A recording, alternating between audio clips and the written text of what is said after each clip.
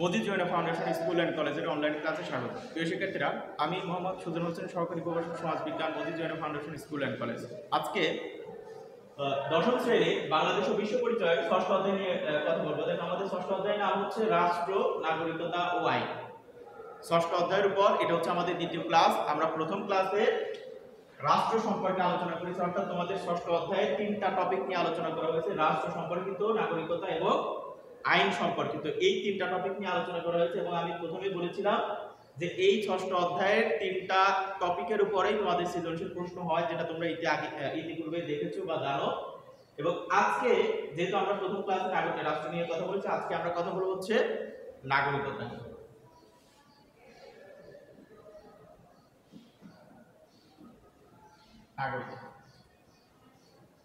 দেখো, নাগরিকতা শব্দটা মূলত সিভিক্স থেকে উৎপত্তি, অর্থাৎ এই সিভিক্স নাগরিকতার ইংরেজি শব্দ হচ্ছে মূলত সিটিজেন। সিটিজেন, এই সিটিজেন এই শব্দটা এসেছে ল্যাটিন শব্দ সিভিক্স থেকে। এইটা হচ্ছে ল্যাটিন শব্দ।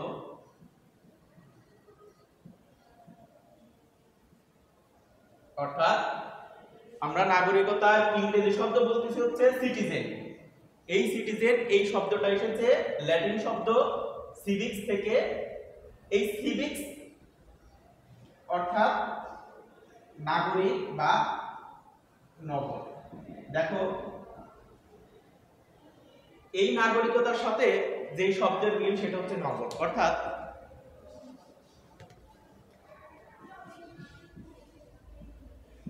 নগর, এই নাগরিকতার ধারণাটা প্রথম আসে হচ্ছে এরিস্টটলের মাধ্যমে। গ্রিক দার্শনিক এরিস্টটল,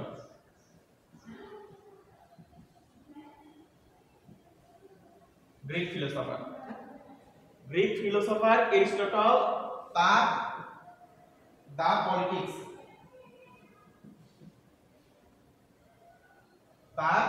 পলিটিক্স এই বইতে এই রাষ্ট্র, নাগরিকতা, আইন সম্পর্কিত বিশদ আলোচনা করে এবং উনি প্রথম এই নাগরিক সম্পর্কিত ধারণা দেন। তো উনি, এর আগে আমি বলেছিলাম যে ওই সময়ে গ্রিক ছিল অনেকগুলো নগর রাষ্ট্রে বিভক্ত। নগর রাষ্ট্র কিভাবে বিভক্ত ছিল? যেমন আমাদের বাংলাদেশ মনে করো যে 8টা বিভাগে বিভক্ত। আমাদের পার্শ্ববর্তী দেশ ইন্ডিয়া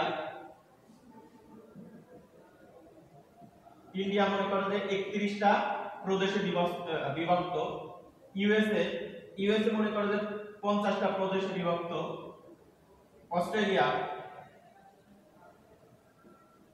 অস্ট্রেলিয়া মনে করো যে 23টা প্রদেশে বিভক্ত। এরকম আমি জাস্ট বলতে যাচ্ছি, তৎকালীন গ্রিসও অনেকগুলা প্রদেশে বিভক্ত ছিল এবং প্রত্যেকটা প্রদেশ ছিল হচ্ছে অন্যান্য প্রদেশ থেকে স্বাধীন। অর্থাৎ তৎকালীন গ্রিস ছিল হচ্ছে নগর রাষ্ট্র বিশিষ্ট এবং এই নগর রাষ্ট্রে যারা শুধুমাত্র নগরে বাস করত এবং রাষ্ট্রীয় শাসন কার্যের সাথে প্রত্যক্ষ অংশগ্রহণ করত তাদেরকেই নাগরিক বলা হয়। অর্থাৎ তোমরা যদি তোমাদের বইয়ের এই সংজ্ঞাটা দেখো, এই যে রাষ্ট্রবিজ্ঞানের জনক এরিস্টটল নাগরিকের সংজ্ঞায় বলেছেন সে ব্যক্তি নাগরিক যে নগর রাষ্ট্রের প্রতিনিধিত্ব শাসন কার্যে সক্রিয়ভাবে অংশগ্রহণ করে। তোমাদের বইতে যেটা দেওয়া আছে, অর্থাৎ উনি তার দ্য পলিটিক্স এই বইতে নাগরিক বলতে বোঝাচ্ছে যে যারা নগরে বাস করেন। অর্থাৎ আজকের দিনে আমরা যেটাকে শহর বলি বা যেটাকে ক্যাপিটাল বলি বা যেটাকে বড় বড় শহর বলি, এবং সেই শহরে যারা বাস করেন, অর্থাৎ যারা হচ্ছে আমাদের বর্তমান সোসাইটিতে হায়ার ক্লাস, এদেরকেই মূলত তৎকালীন সময়ে নাগরিক বলা হতো এবং এই ব্যক্তিবর্গরা রাষ্ট্রীয় শাসন কার্য পরিচালনায় সরাসরি অংশগ্রহণ করত, তাদেরকেই নাগরিক বলা হতো।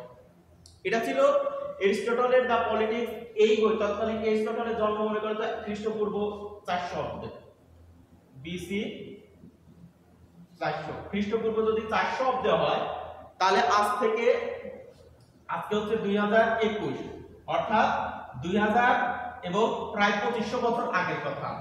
অর্থাৎ আজ থেকে 2500 বছর আগের কথা হচ্ছে এরিস্টটলের সেই মতবাদগুলা। কিন্তু সময় এবং পরিস্থিতির পরিবর্তনের ফলে তার এই মতবাদ, তার এই সংজ্ঞাটা এখন আর নাগরিকতা সম্পর্কে খাটে না। অর্থাৎ এখন আমরা নাগরিক কাকে বলি? দেখো,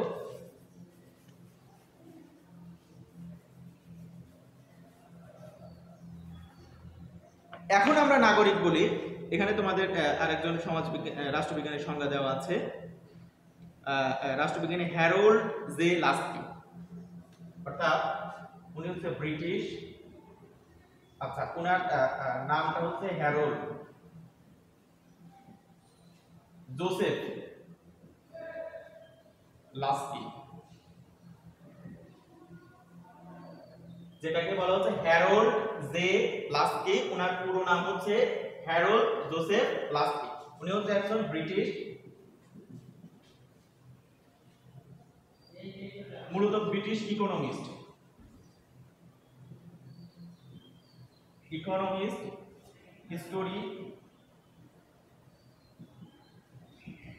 হিস্টোরিয়ান এন্ড পলিটিক্যাল সায়েন্টিস্ট।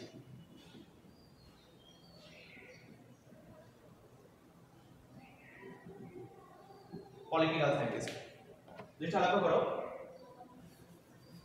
অর্থাৎ উনি মূলত, আমরা বলতেছি যে উনি রাষ্ট্রবিজ্ঞানী, কিন্তু উনি আসলে রাষ্ট্রবিজ্ঞানের থেকে উনি মূলত অর্থনীতিবিদ। কারণ উনি ছিল হচ্ছে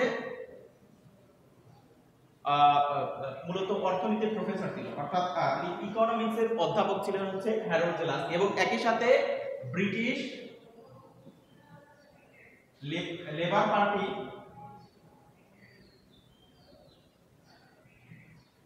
চেয়ারম্যান ছিল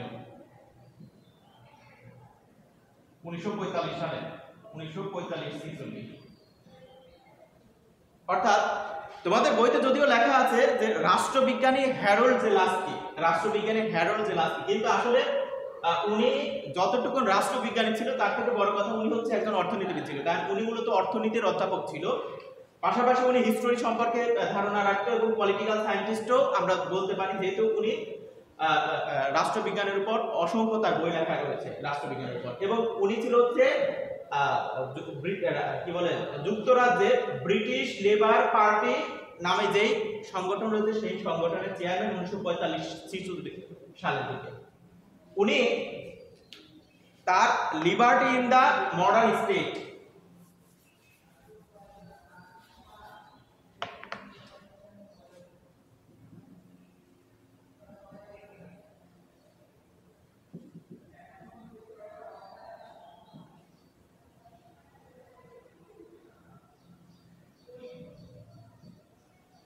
এটা হচ্ছে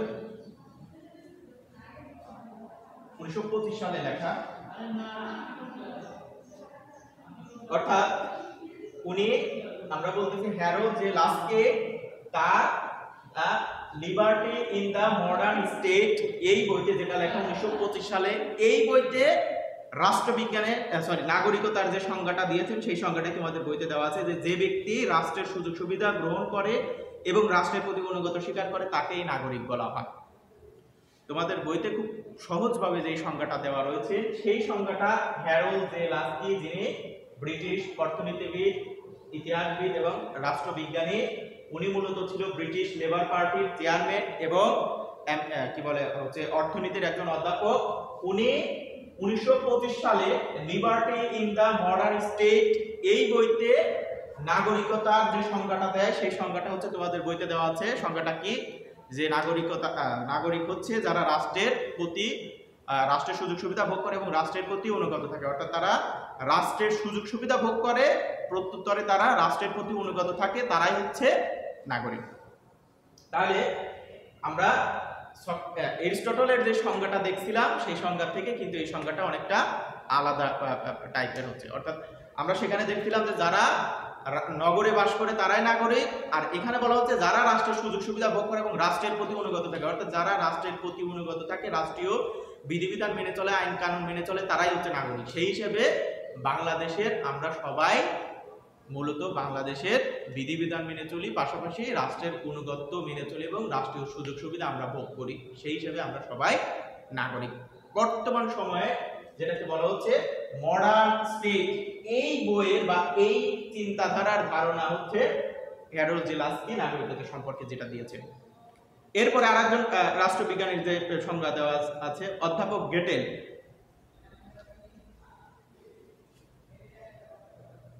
আচ্ছা আমি এটা মুছে দেই।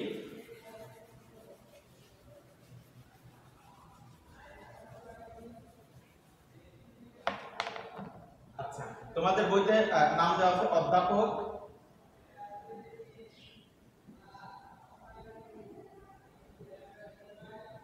গেটেল। এর পুরো নামটা হচ্ছে রেমন গারফিল্ড GETTEL।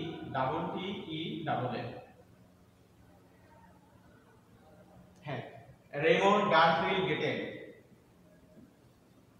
তাহলে তোমাদের বইতে মূলত এই নামটা দেওয়া আছে বাংলা অধ্যাপক গেটেল। ওনার পুরো নাম হচ্ছে রেমন গারফিল্ড গেটেল। উনি হচ্ছে মূলত একজন football coach.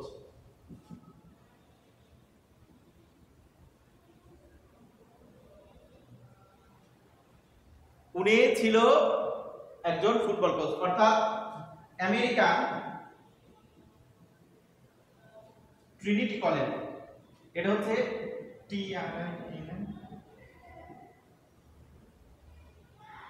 American Trinity college, যেটা হচ্ছে কানেকটিকাটে অবস্থিত। অর্থাৎ আমরা আমাদের এই যে কি বলে যুক্তরাষ্ট্রের যে সাবেক প্রেসিডেন্ট হচ্ছে বারাক ওবামার স্ত্রী মিশেল ওবামার বাড়ি হচ্ছে ছিল এই কানেকটিকাটে। অর্থাৎ যুক্তরাষ্ট্রের একটা অঙ্গরাষ্ট্র হচ্ছে কানেকটিকাট।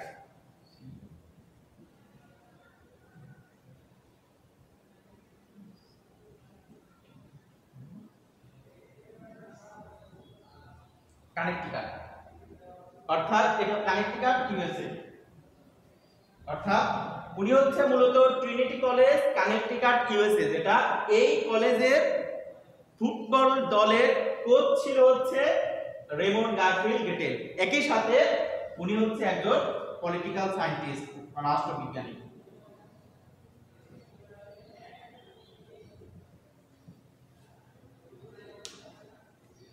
তাহলে আমরা অধ্যাপক গেটেলের যে সংজ্ঞাটা এখানে দিছে সেটা আমরা দেখি। গেটেল বলছেন যে নাগরিক হচ্ছে রাজনৈতিক সমাজের সেসব সদস্য যারা উক্ত সমাজের প্রতি কর্তব্য পালনে বাধ্য থাকেন এবং সমাজ থেকে সকল প্রকার সুযোগ সুবিধা লাভ করেন। অর্থাৎ অধ্যাপক গেটেল এবং কি বলে হ্যারল্ড জে লাস্কি যে সংজ্ঞাটা দিয়েছেন সেই সংজ্ঞা হুবহু এক। অর্থাৎ অধ্যাপক গেটেল বা রেমন গারফিল্ড গেটেল উনি হচ্ছে, যেটা আমরা বললাম ওনার সম্পর্কে আমি একটু পরিচয় দিয়ে নিলাম, যে উনি হচ্ছে আমেরিকান ট্রিনিটি কলেজ, যেটা কানেকটিকাট, আমেরিকা যুক্তরাষ্ট্রের একটা অঙ্গরাজ্য কানেকটিকাট, এই কলেজের ফুটবল দলের কোচ ছিল এবং মূলত একজন রাষ্ট্রবিজ্ঞানী ছিল। উনি রাষ্ট্রের সংজ্ঞায় বলেছেন, নাগরিকতার সংজ্ঞায় বলেছেন যে নাগরিক হচ্ছে ওই সকল সদস্য যারা রাষ্ট্রের বিধিবিধান মানতে বাধ্য থাকেন এবং রাষ্ট্রের সুযোগ সুবিধা ভোগ করেন। অর্থাৎ সেই হিসেবে আমাদের গেটেল এবং হ্যারল্ড জে লাস্কির যে সংজ্ঞা, সেই সংজ্ঞার সামারি বা সেই সংজ্ঞার মূল মেসেজ এক। পার্থক্য শুধু এরিস্টটলের সংজ্ঞা, যে সংজ্ঞাটা আজকে থেকে দেওয়া ছিল 2500 বছর আগে, সেই সংজ্ঞা নাগরিকতার ধারণা আর বর্তমান সময়ে নাগরিকতার ধারণার মধ্যে কিছুটা পার্থক্য এই যে তখন সবাই নাগরিক ছিল না, বাট এখন সবাই নাগরিক। এই হচ্ছে মূলত তোমাদের বইতে যে তিনজন রাষ্ট্রবিজ্ঞানীর সংজ্ঞা দেওয়া আছে নাগরিকতা সম্পর্কে, সেই সংজ্ঞা বা সেই রাষ্ট্রবিজ্ঞানীদের সম্পর্কে আমি কিছুটা ধারণা দিলাম। এরপরে দেখো নাগরিক হিসেবে রাষ্ট্রের প্রতি দায়িত্ব কর্তব্য। মূলত নাগরিকদের প্রধান কাজই হচ্ছে রাষ্ট্রের প্রতি অনুগত থাকা। এখন যেমন দেখো আমি যদি বলি যে ইসলাম ধর্মের মানে প্রথম স্টেপটা হচ্ছে যে স্রষ্টার প্রতি বিশ্বাস। মানে বিষয়টা হচ্ছে যে তুমি যদি বিশ্বাস স্থাপন করো তাহলে আলটিমেটলি পরবর্তী স্টেপগুলো তোমার জন্য মানা সহজ। তো এখানে যেটা বলতেছি যে নাগরিকদের প্রধান কাজই হচ্ছে রাষ্ট্রের প্রতি অনুগত থাকা। এখন আমি যেই ব্যক্তি বা যেই প্রতিষ্ঠানের প্রতি অনুগত, সেই প্রতিষ্ঠানের সকল নিয়ম মানতে আমি তখন অনেকটা স্বাভাবিক অর্থেই বাধ্য থাকবো। তো এই জন্য রাষ্ট্রের নাগরিকদের প্রধান দায়িত্ব হচ্ছে রাষ্ট্রের প্রতি অনুগত। এছাড়াও কি কি দায়িত্ব আছে দেখো, এখানে প্রধান দায়িত্ব হচ্ছে রাষ্ট্রের প্রতি অনুগত থাকা, এরপরে প্রচলিত আইন ও সংবিধান মেনে চলা আছে। আমি এটা বুঝে দিই।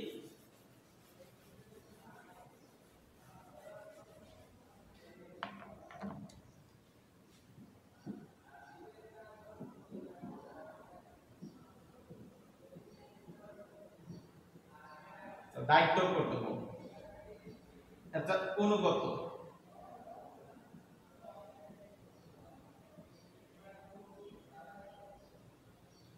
এরপরে আইন মেনে চলা, আইন ও সংবিধান,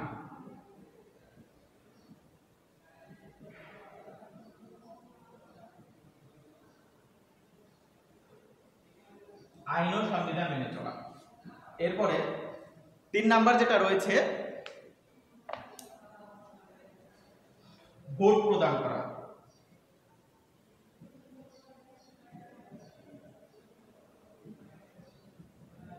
4 নাম্বার রয়েছে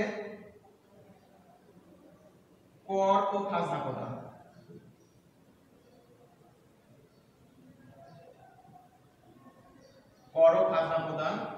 5 নম্বরে রয়েছে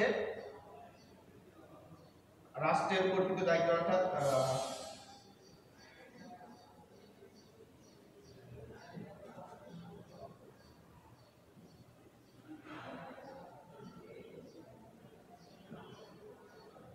জনগণের সাথে ভালো ব্যবহার করা। 6 নম্বরে রয়েছে শিশুকে শিক্ষা দেওয়া।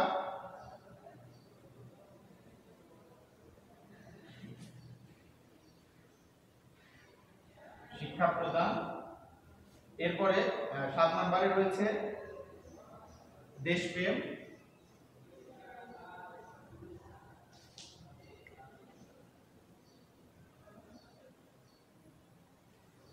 এরপরে আমরা যদি দেখি এই হচ্ছে মূলত তোমাদের বইতে নাগরিকদের দায়িত্ব কর্তব্য দেওয়া আছে। অর্থাৎ তাহলে দেখো তোমাদের বইতে যে সিরিয়াল ভাবে যে ইয়াগুলো দায়িত্ব কর্তব্যগুলো দেওয়া আছে, এর মধ্যে 1 নম্বর হচ্ছে রাষ্ট্রের প্রতি অনুগত থাকা, 2 নম্বর হচ্ছে আইন ও সংবিধান মেনে চলা, অর্থাৎ রাষ্ট্রীয় আইন এবং সংবিধান যেটা মেনে চলা, নিয়মিত ভোট প্রদান করা, তবে অবশ্যই সেই ভোটটা সুষ্ঠু অর্থাৎ ফ্রি অ্যান্ড ফেয়ার ইলেকশন, অর্থাৎ ফ্রি